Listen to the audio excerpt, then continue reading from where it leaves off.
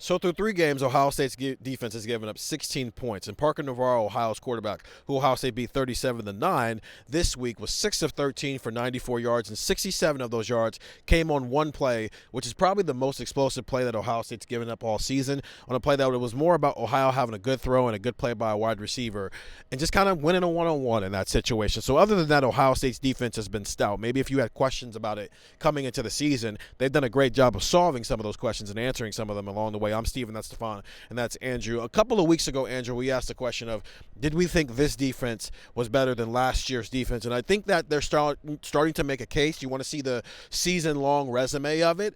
But now we're entering Big Ten play 2 weeks from now when Ohio State comes off of its first bye week. Washington gets the first crack at this defense.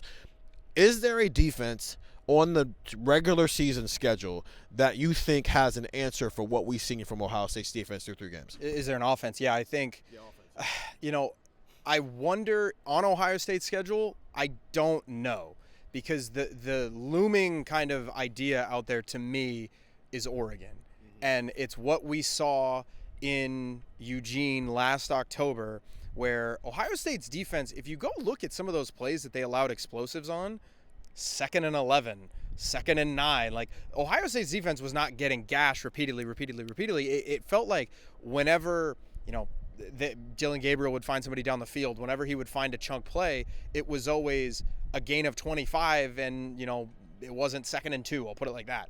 So the idea to me that there is an offense that can make explosive plays. We saw Ohio have one tonight, so, it is theoretically possible for a team to do that. That is the looming idea.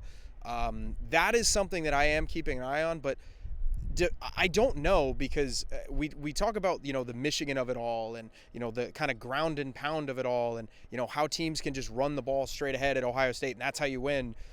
For as much as we do talk about that, Michigan scored 13 points last year. It wasn't like they came in here and did really well. The defense was not the reason that Ohio State lost that game to Michigan last year. And I wonder if Penn State and Michigan do try to just say, you know what, we're going to beat you over the head with a blunt object. I don't know if that's going to work because of how stout this Ohio State defense does look. So on the schedule, I don't know if there is an answer. Now, granted, there is a lot more that goes into that Michigan game, and there is a lot more mental side of things and emotional side of things that we'll obviously have to deal with and talk about in 2 months. But the explosiveness of Oregon is something that I think for Ohio State fans, them not being on the schedule is very, very interesting, because that Big Ten championship game, which could be looming in a couple of weeks if things break the right way, a couple of months if things break the right way, very interesting to me.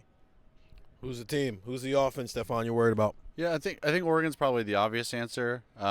Would be hilarious to come on here and say UCLA, but I think we've all seen how that's going with the Nico Iamaleava project. For me, if it is going to be someone on Ohio State's schedule, your initial reaction is probably Penn State, and I just don't see it. I don't know if they have the speed and the ability on the perimeter. I think their rushing attack will create some challenges for Ohio State, but I don't think they have the passing attack right now to compete with Ohio State's secondary and the speed of these linebackers, because usually Arville Reese run on sometimes. It's crazy. It's crazy. Washington, I think, poses, again, somewhat of a threat, because I do think they have some options on the perimeter. But the team I'm going to go with is Michigan, and there is an asterisk next to it. No pun intended there. I didn't mean to do that, but here we are. If Bryce Underwood develops into the player we can develop, because you and I, Steven, we talked about this before when we were up in the press box during the game, of just like his struggles against Oklahoma. Like, I don't want to say they mean nothing to me, but they're not front of mind for me. It was a freshman quarterback in a tough environment, and I don't think his coaching staff did a ton to help him. Like, I'm not looking at that saying Bryce Underwood's a bust. He struggled against Oklahoma. Like, he is going to develop, and if he can get the deep passing threat going, kind of like we've seen in the lesser competition non-conference games for them, if he can develop that area of his play, I think this Michigan rushing attack paired with that big play threat in the passing game would be the biggest test for Ohio State. I think they have the speed to be able to compete with Ohio State's defense. So I say, of the teams on Ohio State's schedule, Michigan is the one I circle and say, even with the mental hurdles, that's all part of the rivalry. We know that. We know what Ryan Day and the staff kind of have to get over the hump in terms of Michigan. But if Bryce Underwood's deep passing game develops in the way that we think it is, they have the running game to complement that and pose some real threats for Ohio State. So I'm going to go with Michigan. No one has been able to really get out the underbelly of Ohio State's defense because they haven't been able to throw the ball on them. And that's both a combination of Arch Manning not really hitting on some throws. This secondary might be awesome. Parker Navarro can't really throw it. And then you played a FCS school who's a lower-level SWAC team, right? So, and I think that's why this Washington game in a couple weeks is so important, because that's the first game that they're going to play someone who's got legitimate receiver talent, a veteran at quarterback who's been in these moments before, and it's at home. And so there's I don't think we're going to leave the Washington game going, oh, wait, this secondary is not as good as we thought it was. No, we're going to leave thinking it's as good as we thought it was, but it can stamp that. And I just don't think the first three opponents could do a great job of stamping that because of what their descriptions were, especially after we saw Arch Manning in that first quarter. If someone can poke holes in this secondary and it starts lighting in the box, then you look at Bryce Underwood 12 games later, and maybe he's a little bit more of a running threat. That's how the underbelly, the interior of the defensive line starts to become a problem. Because here's the worst thing I think as an offense you can see against Ohio State right now. Their third down package is amazing. Here's what they're doing. Jermaine Matthews goes inside the nickel. Devin Sanchez comes on the field, who's clearly ready for this moment. Give that guy all the snaps. Davison Igbinosun, who had his first penalty today, so that's one.